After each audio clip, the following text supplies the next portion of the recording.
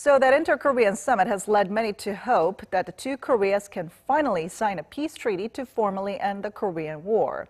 But with other parties involved in the signing of the original Armistice Agreement, signing a peace treaty may be more complicated than it seems. Our Kim Mok-yeon reports. At the 2018 Inter-Korean Summit last month, South Korean President Moon Jae-in and his North Korean counterpart Kim Jong-un declared to the world that there will be no more war on the Korean Peninsula, reaffirming their willingness to head towards a new era of peace. In the Panmunjom declaration, the two leaders vowed to officially declare the end of the Korean War by the end of this year and work to replace the current 65-year-long armistice with a peace treaty. However, this needs not just the approval of the two Koreas, but also of the other parties involved in the original Armistice Agreement.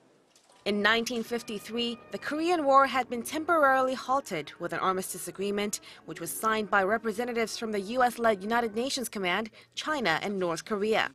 But it wasn't signed by a representative from South Korea, as then-President Lee Seung-man opposed the idea. As so, the two Koreas need the approval of the other two signatories in order to sign a peace treaty, which signals the beginning of exchanges and cooperation in various sectors.